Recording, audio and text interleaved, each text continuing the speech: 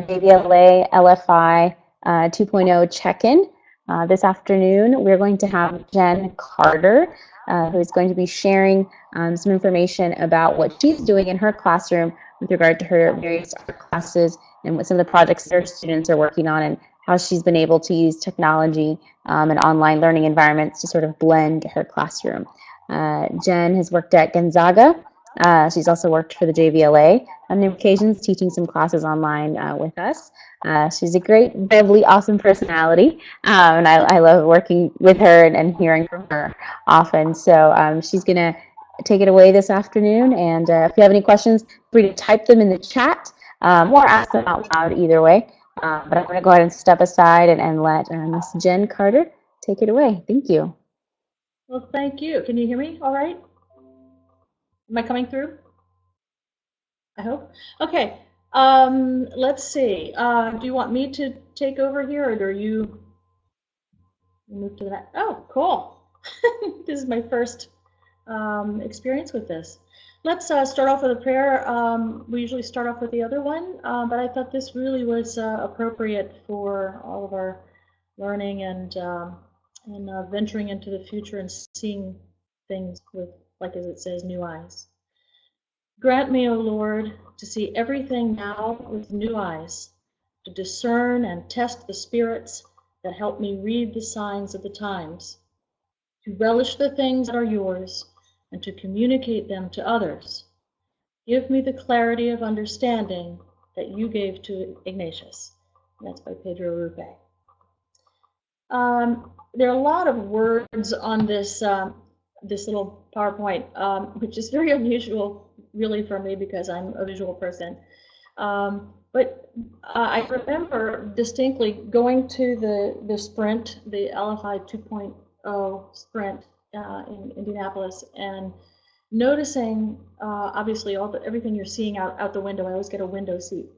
And then when I got there, Jeff Hausman gave a few of us a ride to the sprint, and along the way we were chatting, and I kept on saying, "Oh my gosh, I have an idea." And so I thought to myself, well, for this afternoon to kind of explain, that's for me where it all starts. I've been teaching for, I guess, about 35 years, and that does not make me an expert at all, but it does make me a great failure in many ways, and it's kind of a good place to be. I work things through. I'm bright, but I'm not a genius. I don't have all the answers, so I have a lot of questions. So I guess that's where I'm starting. It begins with an idea, and recently I've been seeing a lot of things on Twitter that spur me on to do other assignments and share the tweets with my students. The TED Talks, they've been thrilled with some of the TED Talks. I put them up on Canvas, and they have to respond to them. They do a what I call a view it, do it assignment, and they really have gotten a lot out of those. But anyway, it kind of starts with you, the teacher, and what teacher, person, coach, collaborator, and you see something that appeals to you or gives you a spark of an idea. And then there's kind of the end product. You get this idea, but then what is it that you want the students to have in the quote end, which is never an end, it's the beginning. So what are the goals? What leads to the end? So I work backwards a lot of times, and then I take risks and kind of flesh it out. And I keep on telling my students, process is what's important. If you just throw end work at me, I don't know what you did to get there really, and I want you to be able to explain that and show me in pictures and show me in your ads and show me in your failures, in your mistakes. So that's where I am, but especially this year, the toughest thing has been to run up against that grade issue. I need a grade. I need grades. I'm a football player. I have a scholarship, and I've got to keep my grades up. And so they're so concerned about the A rather than where they are in the process and actually learning something. So assessment is something that I'm having, I've talked to Jazz a lot about the rubric the infamous rubric, and it does save us really when we set out certain parameters, and this is what's a good thing, this is what's a medium thing, shows you're not really trying, and here it is, you kind of missed the mark. I'd kind of like to have those as a rubric. Maybe I'll write up a nice casual one. Anyway, let's see. In all of my classes, independent photography and AP students, they have to propose their assignments, they propose their timeline, I approve it, I talk with them, they shoot the assignment, they upload. So there's, again, a whole process, and there it is. And then they create and submit a PowerPoint of their work, and a selfie, which they love doing, and a reflection on the last slide about what the assignment meant to them, what their obstacles were, and how they felt they really wowed their public. Let's see. Communications design is where this basic assignment that I created beginning at the sprint. Communications design were the guinea pigs. And just to explain, I'm not going to go through this whole thing, but they are totally independent. They see me in the beginning once a week to turn in assignments and work that they've done. They have to create a dodecahedron, they have to do an airplane, they do all these things, but they also have to reflect, and they have to write in the margins, so it's actually a tactile thing that I have to do, and I assume that we can obviously do that online with Canvas. They can write their comments. I haven't gotten into that realm, but it can obviously be digitalized, as everything can. But anyway, they work very independently, and again, process. Let's see. Oh, one of the neatest assignments they had recently came to me again about an idea I was having Chinese food, and I thought, hey, these fortunes are really cool, these fortune cookie fortunes. And all of a sudden it came to me, what if these could be the catchphrase for an ad? And I thought, well, that's kind of too easy to give them a product and say, use this. So they had to come up with the product that would fit the fortune cookie fortune. And actually, they really had a great time doing that. So I was really pleased with the outcome. So more about that later. As I said, the logo assignment came to me while looking at airplane tails outside the window, and did a little research while I was there. And this is what came about during the sprint. I kind of put this together. So going back to also Library of Congress course that I took through the JBLA, that was really fun. And again, a lot of visuals, but a lot of digging into what you're seeing, what the research is, how it represents the culture, the history, what is actually happening there. We make our assumptions about things based on our personal experience. So therefore, you kind of have to, those are wonderful and acceptable, and you put them out there, your hypotheses, and then you go in and say, what is really happening here? So that's what this assignment was about, to look at logos as they're used on airplane tails, airlines basically, but the tails lend themselves to a specific shape and parameter of size and use. So there's kind of a continuity with that. So that's why I chose the airplane tails. So as you can see, there are questions that they need to think about and hypothesize about the colors, about the shapes that are used, the lettering, the text, and then start thinking about the country that they represent, all of that, the culture. Let's see, down. So they do a little bit different parts of this. They're observing, what do you see, and then move on. Then they're using their research and their observations, and again reflecting and getting in deeper and deeper, and then talking about various countries. You could put in history, world history in this. I mean, I think it would be a fun assignment for other disciplines, not just communications design. Let's see. They need to comment on each other's work, so that was a new thing for me this year, getting into the digital realm and online and blended learning. And having them be able to discuss things online. We've just moved to Gmail, to Google, and so I think that really opens up some opportunities for that interaction. So I really want to dive into that with some help with that. This is the end of the piece, and again, just finding things online. I thought I would find a couple. Of course, I was overwhelmed by the number of logos that, a number of airlines, I guess, and so therefore the number of logos that are out there. So again, the sky's the limit. You could tweak this to any discipline.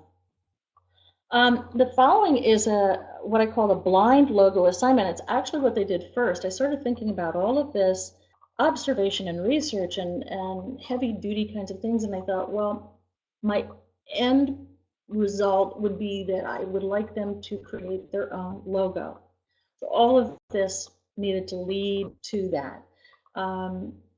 So I started with the end and thought, well, they need to sort of jump in and do one of those we call plunges, like the Eskimo plunges, and just see what's involved with making a logo. So I just put it out there. I found on Twitter, I found an Adobe Illustrator video, a short video that this guy was doing about creating a logo, and I thought, thank you, Lord, here it is. And so I asked them to do it. I put it online, and they'll ultimately use it as their signature with their work for the rest of the course. And they really seem to be genuinely into it, and also thinking of themselves as a brand. That was a little foreign to them, but when I cited things in social media where the picture, the symbol, the whatever it is, represents the person whose account that is, that they readily understood. So that's where we're leading with this. And it really was the intro kind of to the course, to this part of it with the logos. So the basic outline is that they need to create a logo. They have no idea what they're doing, which is so much fun. I love it. There's the only prior knowledge really base is what they've seen. Coca-Cola, Doritos. They had a Super Bowl assignment where they had to watch the Super Bowl. They loved that, and they had to do comments on 5 of the commercials that they saw during the Super Bowl, and commenting on what the product was and whether it was memorable, whether the commercial was memorable, whether the commercial did what it was supposed to do, whether it was funny, whether that mattered, all of those. And they really had some good comments. So that's really the only prior knowledge. So I wanted to equalize that ground. So the goal was to engage the students in problem solving. They were this video was put online. They had to watch the video and then go on Illustrator and create a logo. So they had to seek information and learn the program commands. I did not give them a demo. It was all searching and experimenting and discovering and helping each other. It was really fun to watch as they worked. Let's see. Come on. My computer's. Oh wait, let me see. I think I missed one. Yep. Obviously, then with their experience, doing more exploration, observation, hypothesis, collaboration. Again, it was really fun. And then what they will have to do is, well, actually, what they did, they had to do this assignment. And again, make observations, make connections, deductions, assumptions. I love assumptions, and then conclude things. They didn't have to plan out too much before this logo. All they were told was to think about themselves and how this symbol would represent them. And so that concept is a little nebulous. And again, I think it was fun to see them kind of wrap their heads around it and try to figure out what the heck is she talking about? What are we really supposed to do? I like giving direction, but leaving it open so they can play with it, basically. So let's see. Logo creation, they brainstorm vocabulary language representing self, Oh, let me see. I skipped again. I'm sorry. Let me see. What I want to do is to create something went out of kilter here. I'm sorry. I am out of kilter. What I want them to ultimately do is then have a log sheet where they're actually writing down their character, their skills, their personality, hobbies, and all of that, to brainstorm visual elements that represent their personal attributes, the colors, the symbols. They did not have to do that on this first one, so this is going to be the rebrand. And then determine which attributes and visual elements you want to use, which ones best represent you as a brand, and then create a second logo applying those chosen attributes. And I'm missing one, let's see, I'm missing one thing here, so sorry about that, I'm flipping around. Okay. The assessment, I really like reflection and self-evaluation, so they'll have to do that. I'm going to be coming up with a reflection guide. They already have one, but I want to beef it up for this assignment. I think this has very specific attributes that I'd like to have them talk about. Also to share with each other and see what other people think about their work, so peer discovery forms, so that they have to use an actual form for consistency and then share that with each other. And I hope to have these forms, like I said, in Google Forms and ultimate assessments uploaded on Canvas. This seems to be a great venue for this kind of interaction. Oh, I'm sorry, we're having we're having a big snowstorm here in Washington, D.C., and that was my phone giving me weather alerts. I'm sorry. Let's see. There you go. Okay. Go on to the next one. So this is this is what they had online, the instruction that they were given. So very open and nebulous. There's the video that they watched, the link to the video. They're supposed to think about themselves, their brand, and then how to submit the work, and we're still moving through the rest of that. So what's following are some examples. These are, as it says, they're hot off the press. This is their first experience doing this, and they seemed really excited. Oh, it's coming verbally. I've told them what the whole scoop is, and it's interesting how, I teach sophomores, juniors, and seniors in the same course. Basically, they can take it up to 6 times. There is no real ComDes 1, 2, or 3, but it depends on the semester they're in.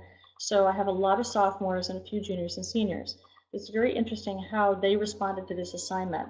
And so again, that grading, I think, has to be general and fair, but also fair to the maturity level and the grade level and ComDes level that they're in. I wanted them all to experience this logo thing. So there you go.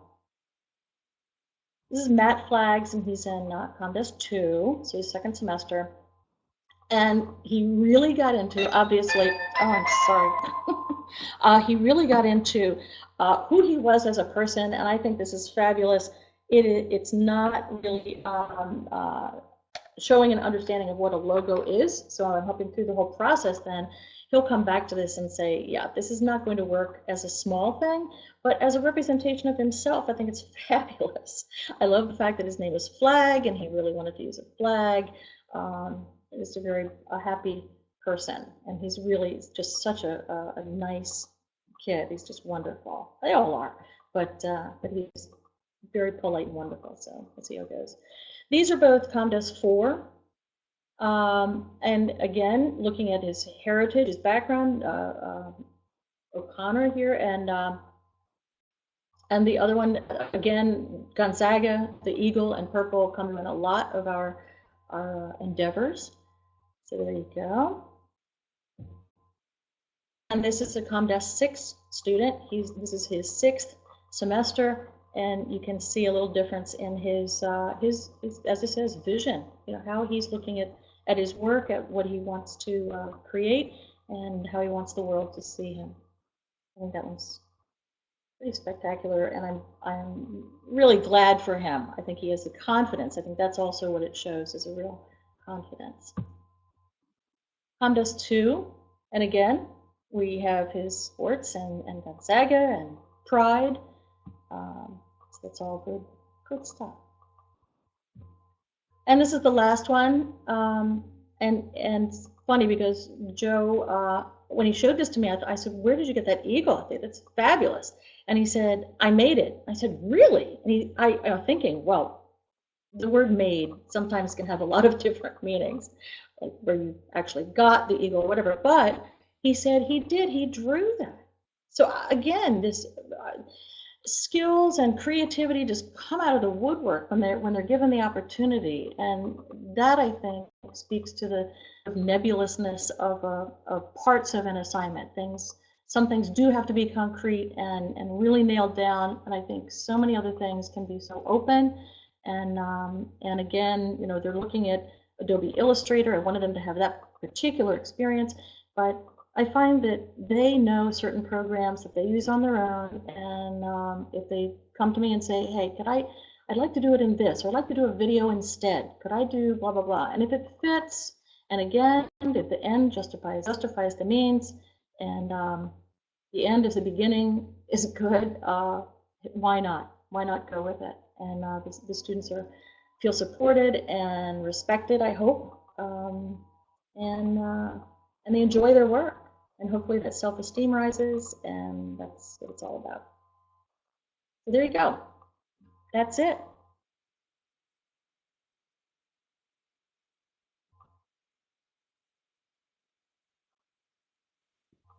Thank you so much, Jen. That's really informative, and definitely also really loved and appreciated the student samples. I think sometimes we don't get enough of that, so thank you for that. I just shared a question in the chat, which was if you wouldn't mind sharing some of the challenges that you faced, whether technology challenges or student buy-in, et cetera, just getting kids started or work through or keeping them engaged. What were some of those things that kind of you had to work through with your students?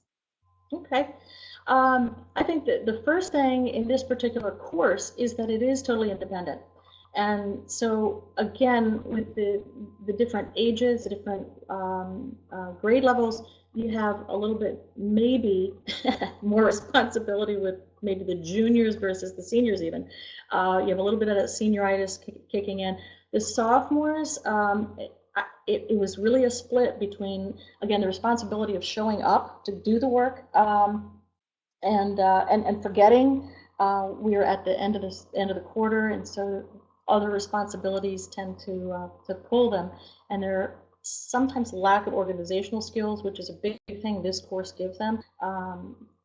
Feeds into just lack of getting into doing the work.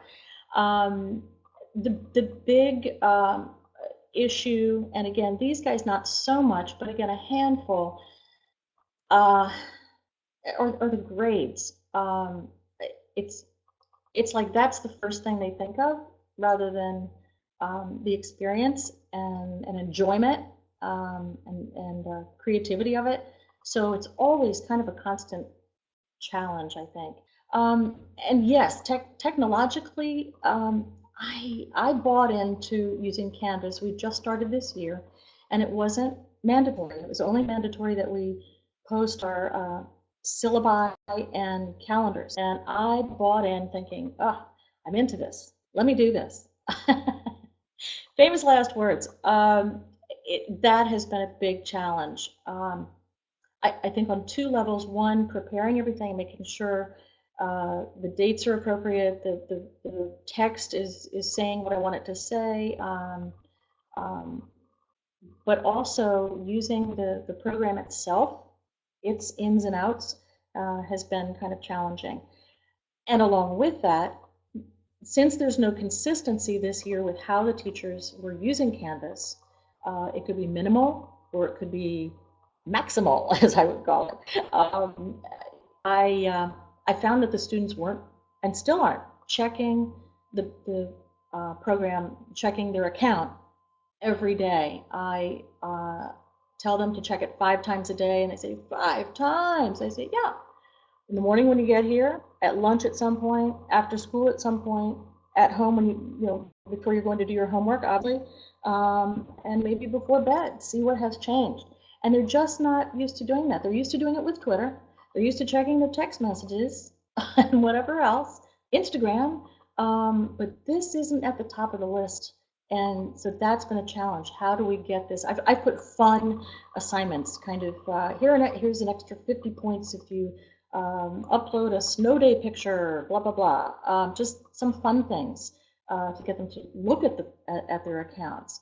And also Gmail. We've just gone to Gmail, as I said, but even before that, the Gonzaga email, to make sure that they're in contact with their world at the school.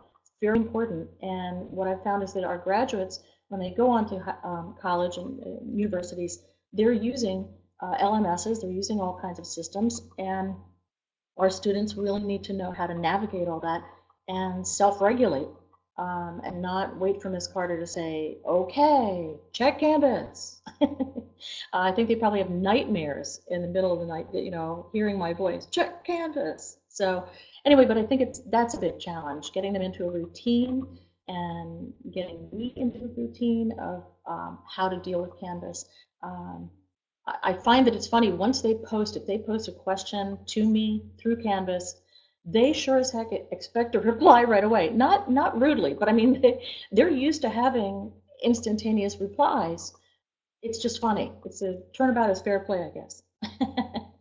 But I guess those are the challenges. But it's been fun. I have a lot of really great kids, so it's a happy thing. Oh, and I just want to say one Great. more thing about my lab. I just wholly believe in this now. It was, again, an idea. I purchased stay balls. They're like the exercise balls. And so I'll have one, right now I have, I think, 8 blown up, inflated, whatever.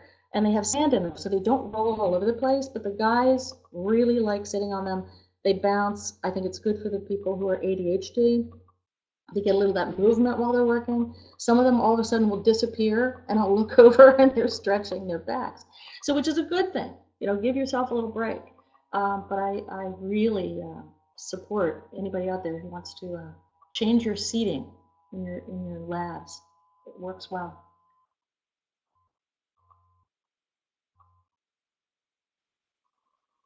Wow, great. Those are some really, really awesome tips. Thank you so much, Jen. I see, look like Brad is typing a question in there. So I'll give him just a moment to get that typed in. Um, but no, this project looks really fun and exciting. I think, are you audio? Are you just audio or Yeah, can microphone you on guys hear me? now? Oh, cool. Yes, yep. Awesome. Okay, yeah, I have quite a few questions, so I figured it would take a while to type all out. So Uh-oh. some of it's very practical, Jen, because we're switching to Canvas next year, and some of it's more of a theoretical ed thing. I guess a little bit of background. I'm a science teacher, and one of the things, or one of the directions I want to take my courses is I want to include more of a creative, artistic component to those courses, so that essentially kind of asking students to reinterpret scientific ideas more artistically, which will be very kind of weird and new for them. But one of the needs I have is they're going to have to be able to upload images. I noticed that you used look like PowerPoint slides for a lot of the images. Um, is that is that what you found to be the best way? Is it possible to upload like JPEGs or other file formats directly onto Canvas? Absolutely. And they have a video component that if you wanted students to just do a short video response, they could do that. They can either what do I want to say, use a video camera or their camera, or they can do it right from their computer and respond. So that's kind of a fun thing. But JPEGs, yes, JPEGs, PDFs, those are, I've only found, okay, with communications design, they're creating ads a lot. And so they export from Quark. I'm using Quark Express, which people keep telling me, well, that's a dinosaur. Well, it works really well for composition and design and all of those little elements I want them to learn. But it doesn't, Canvas won't read that. So when they export as a PDF, and I'm not sure about with other programs, the PDF sometimes gets convoluted through Canvas. My students have to save their work on what I referred to in the PowerPoint as the queue. And the queue is a special drive, I guess like people would say Dropbox, but I set it up with my our computer guys probably 10 years ago. And so it's a place where they can submit their work, and then I can go in and look at it. They do not have permission once it's in there to modify or delete. So it's really great. And once it's in there, it's in there. It also creates a lot of problems because things are misnamed, or their files. Anyway, there are a lot of issues. But the PDFs also are on the queue. So when I go in and I open up one of their PDFs in Canvas, like with one, all of the S's became question marks. And I'm thinking, how does this happen? A PDF is a picture of the file. So I have no idea what the anomaly is there, but I at least have a backup that I can go to the queue and bring up the PDF there that they've saved, and I can see it as it's supposed to be. So it really does affect their work. Oh, awesome. Yeah, but any of those, I mean, yeah, I would upload anything and everything. Right. So one of the things I noticed is that you seem to really ask the students to discover and create things on their own. My students, when I've tried that, get very nervous about that. They want to. It's like it causes them a lot of stress and worry. It's like they're asked, just tell us what you want us to do, and we'll do that, and we'll get the good grade, and then we'll all be happy, and we can move on with life. And so. And from what it looks like in your project, the students really didn't have that. You asked them to go and discover and create. So I was wondering, as a teacher, what steps did you take to make the students feel safe in doing that? How'd you set up that culture for your class? Basically, you will do this. No, I'm just kidding. I guess let's go to photography. In Photo 1 and beginning of Photo 2, they're semester courses, and pretty much I lay out the basic assignment. This is what you need to go shoot, and this is why, and this is what we're going to learn, and there's a lot of kind of guiding to that. When they get into Photo 2, they need to propose their own assignments. And it's interesting. You are correct. As soon as you say to anyone, an adult, you can do anything you want for this. They clam up. It's like, no. But what's okay? What's acceptable? What's right? They want to be right, and you're right, so they can get the grade. And it's a concern. So I would just keep on plugging, and saying, no, you tell me. What do you think would be a creative response to this? Maybe have them work in pairs to begin with, so they're not quite so overwhelmed by the individual, what they perceive as a possible individual failure. I think it's another good thing for maybe you to fail in front of them. I guess I'm used to doing that because I'll do demos in Art Basics, drawing something, and I'll say, I'm drawing this off to the side. It's not going to be as good as yours. Oh, look, I drew the eye a little crooked. Oh, look, I did this. I missed the mark. And I think that gives a little bit of a comfort level. But I think it's a matter of just habitually having them, making them, or let me see, giving opportunities consistently where they have to come up with something. And then if it isn't what you're looking for, just talk to them about it. Gosh, that's pretty close. But what do you think about maybe adding this? Or, I think it's wonderful that you're doing this. I'm so excited. I taught a graduate course to just general teachers in various disciplines to add more art to their courses. And they were reticent, even though they were there to take the course to learn how. When I asked them to do it, it's tough. It's a very tough thing. You're out of your comfort zone. I need to have the right answer. The beginning of the communications design course is like when I talk about those packets. There are 2 books that I think are out of print because I asked permission to use the works. A whack on the side of the head and a kick in the seat of the pants. And basically what they sound very violent. Hopefully they are out of print. But the content was wonderful. It's, how do you knock somebody out of their comfort zone and to be more innovative? And these books were actually published for corporations to do presentations to corporations, to employees, how to be more creative in your work. So like making a dodecahedron. Somebody doesn't have really great manual dexterity. they either get an A or an F for that. I'm not sure if you know, I'm sure you know what dodecahedron is, a 12-sided form. And they have a template, they have to cut it out, they have to fold on the dotted lines, and they have to glue the tabs underneath and make this flat-sided ball. And they get an A or an F, and they're frightened. And I say, but wait, my grading policy is that if you earn an F or a grade that you don't really think you want, you can redo your work and turn it in the next day. So I've had students who will make 6, 8 of these, and they're horrendous because they just can't get it to work. It's difficult. It's not easy. And so they'll get an F and an F and an F, and they're worried. I say, but those all disappear when you get the dodeca to what is it? I do a crush test.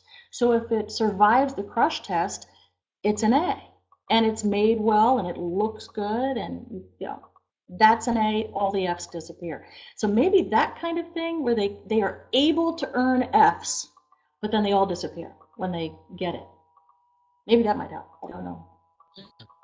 Yeah, no, that's And good. I'll just add real quick to that, being a former theater teacher as well. That yes, starting in small doses is helpful. So if you give them a project or an idea and you have sort of lots of expectations or objectives that you have to reach, but then allowing them to be creative in one area of it, how they choose to present it, whether they choose a video or audio or et cetera, something like that. I agree that pairing them often helps a lot because they can bounce ideas off of each other. If one person's not so creative and the other one is, then they can kind of help each other out in that area. And I really like to give them, having taught creative writing in theater, they always hate it when I was like, oh, write a short story. And they're like, but about what? Or what is it? How many pages? How many words? What is it supposed to be? And if you sort of give them really good examples that they could kind of look at and say, oh, that's an option. Don't clearly tell them, like, I don't want you just to copy this example, but give them 4 or 5 different options of say, this is what it could look like. Here are some ideas. That's always a great place to start. And then B, giving them sort of the skeleton. I like to say kind of like the outline of the box. And then, they're allowed to color in the box whatever color design they want. So if you give them sort of really clear parameters that are going to be a part of the grade that you would see on the rubric, for example, then, like I might say, it has to have 5 characters, it has to be a comedy, just kind of giving those general guidelines. And then within that, being creative, it sometimes can kind of ease that tension of, oh, I have to think of all this on my own, but I just want to be right. What's going to give me the A, the B minus, or whatever to pass? But, I think the clear examples and giving those sort of the parameters, which I think Jenn has done a good job of as well, can really help. And being consistent with it, not just doing it once and then feeling like, oh, they didn't get it, so we're going to go back to, the answer is A, but really kind of small doses and being consistent and letting them feel safe. And like Jenn said, making those several Fs or making those mistakes and feeling like, oh, it's okay to make mistakes. I think in many of our schools, our students have that culture of like having to be perfect and that stress of like having to be right and always having to do well, that they're afraid to fail. And you have to allow that space and that freedom, when you're doing something creative. Well, I think it's indicative of culture nowadays too, that gosh, when it gets tough, the tough just walk away, and to be able to say, okay, when it gets tough, you work it through. That's the bottom line. Again, like I said, it's a process. It's not just an answer. You got to get there from somewhere. Where are you and how do you get there? I think maybe I'm amazed at how many TED Talks there are, and on such a huge variety of topics. You might find something if you just go into their site and search and say visual examples of scientific theories or something. I think you'd be amazed. There's some wonderful things there. Can I ask one more question? Do Sure. we have time? Okay. Sure. How did you help the students pace themselves? I think this is something that you covered in presentation, and I think I just missed it. But as far as helping them to pace themselves, so there's the deadline for the final project or something. Right. How did you walk them through this process so that they're not all trying to do this project like the night before, or they don't even start doing the research on it until 2 or 3 days before it's actually due? That's a really good question. And sometimes I'm successful at helping them pace it, and other times, you know, students are who they are, and they will do something the night before. And if it's, as Jazz said, kind of part of the rubric or part of the notification in the beginning that timing counts, and I need to see when the work was done. I mean, I have an AP photography and actually independent, actually all of them, all of photography. The assignment begins and they have to shoot. You can't do that the night before. Well, they can, but it's not as good a quality product. So in the queue, they have to submit the originals. We're called the originals. And I think that's somewhere, yeah, it's in all the writing in the beginning, I think, all the small print. You can read small print later. But that's one thing, one way of pacing it, that then you have to go in as the coach and see that they've done that. They get a separate grade for their work being on the queue. Now, it's labor intensive because it's my time that I have to go in and look at that and then go on Canvas. You probably could do it right on Canvas for what your needs are, but with mine, I want the images on the queue so that I can go in and extract them easily and say, you know, how about if we, you know, this might have been much more powerful if you had cropped it a different way. Let's play with this image. And it's just much quicker for me and easier to get it off the queue than it is to download it from Canvas. You can still do that. But that's one way of doing it, is breaking up the assignment or the project into pieces that are due at different times.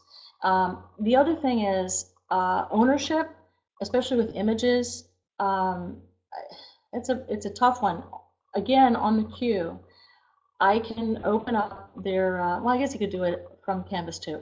Open up their work if it's a photograph, if it's an original something, in Photoshop, and you can go in and ask for the details, or right in the queue, actually, I can right-click and ask for the properties, and then in one of the tabs, one is general, one is what is details. And you can see the camera they use, the f-stop, the shutter speed, the ISO, the time of day, the day that they took it, the time that they uploaded it to the Gonzaga website, or Drive rather. All the information is there. It's embedded in the image. So if you're going to deal with JPEGs, you get all that image, and they can't change it. Now, how they tried to change it for me in Photo One was they changed the name of the file before they uploaded it, before they put it on the queue. And then all of that embedded image gets all convoluted. So I had to really lay down the law that this is the way it must be saved on the queue, and this is the way it must, so that I can check. And how I say it is that it's for your own benefit. It's for your safety of your images and your creative work. I'm trying to have your back, that nobody who can take this can purport it as their own. You know, I have a pretty photographic memory, so if I see an image once and then I see it again, I'm going to question it. So it's also a personal thing that you can be the sort of guard at the door for them to help them. All right. Well, yeah. Thanks a lot for your time. Oh, sure.